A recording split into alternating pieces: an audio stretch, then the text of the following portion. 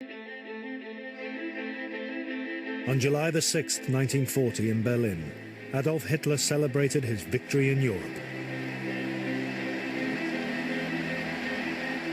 His army chief called him the greatest warlord in history. From Moscow, Hitler's collaborator, the Russian leader Joseph Stalin, had said. In Washington, the American president, Franklin Roosevelt, stood aloof. In the coming 5 years, everything in the relationship between these four men would change in ways that seemed unimaginable.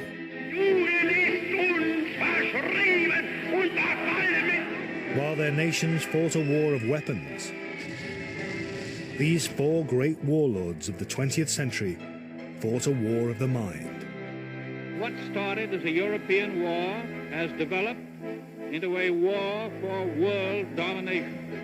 At the heart of this private war was a series of psychological, charmed, flattered, and deceived to win.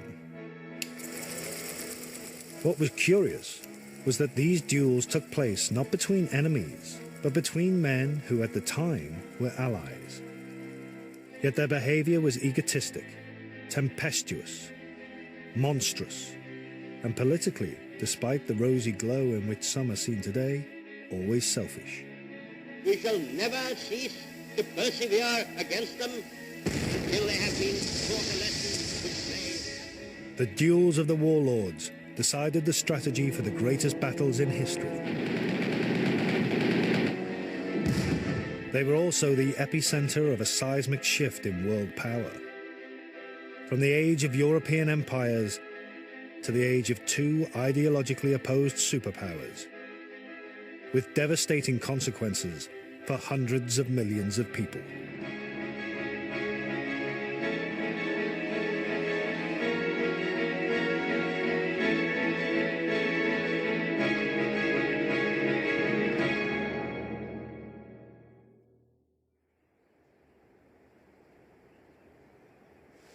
Obersalzberg in southern Germany, one of the world's loveliest places.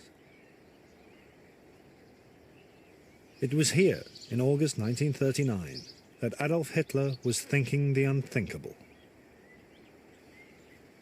Hitler had set his heart on invading Poland, and his generals had told him he must attack before the autumn rains came.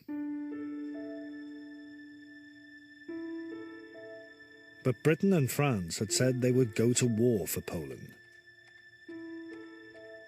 One thing stood in Hitler's way: the fear that Russia would also turn against him and propel him into a war on two fronts. This was the very thing imprinted in Hitler's mind as having helped to lose Germany the First World War 20 years before.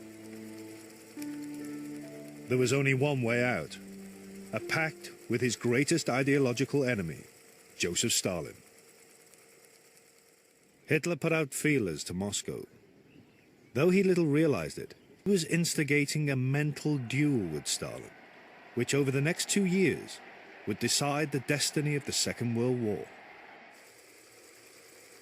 Stalin was deeply suspicious of Hitler's approach.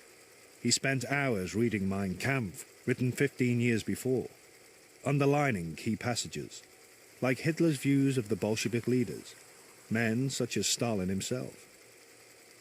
Never forget that the rulers of present-day Russia are common blood-stained criminals, that they are the scum of humanity.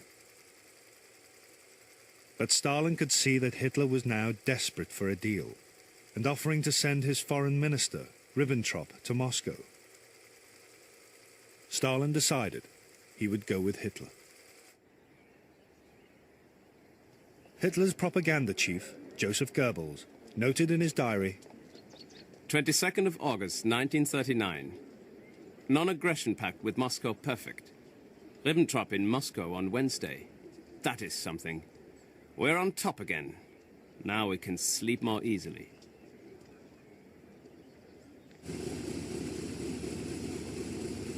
On August the 23rd, but Hitler needed one piece of reassurance. He sent his personal photographer, Heinrich Hoffmann, to film Stalin's earlobes, to see whether they were ingrown and Jewish, or separate and Aryan? They were separate. Stalin passed Hitler's test.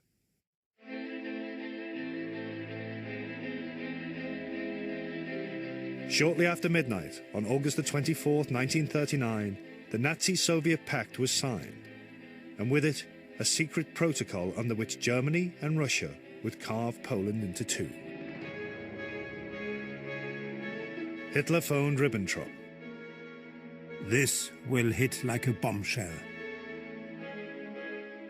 But, as Goebbels noted, it was not strength, but fear of Stalin knifing him in the back that had forced Hitler into history's biggest U-turn.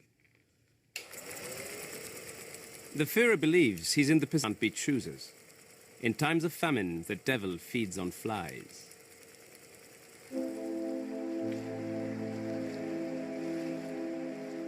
In the Kremlin, Stalin proposed a toast. I know how much the German nation loves its Führer. I should therefore like to drink his health.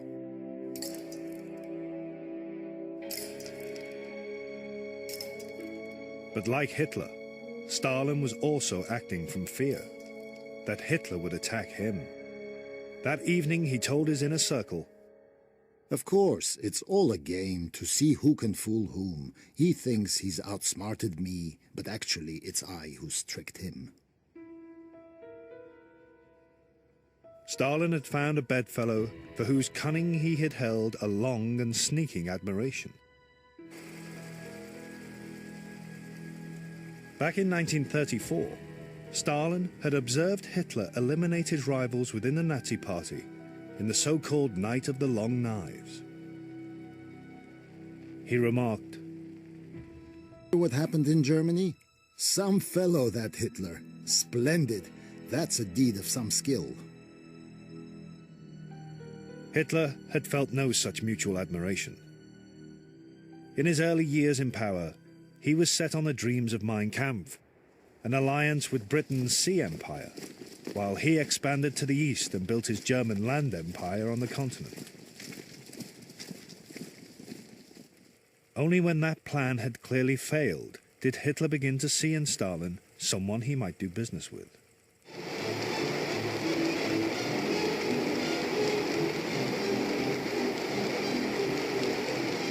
Stalin was the first of the two to be a mass murderer.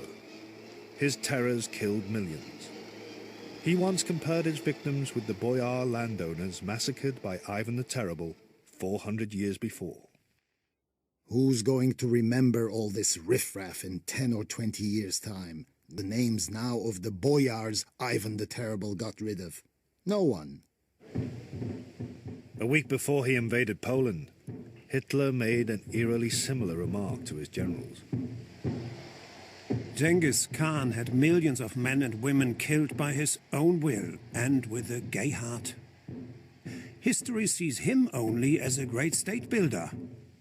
And who, after all, speaks today of the annihilation of the Armenians? For both men, mass murder was just another weapon in the ideological struggle. The state, whether communist or Nazi, was supreme. Individuals were its disposable tools.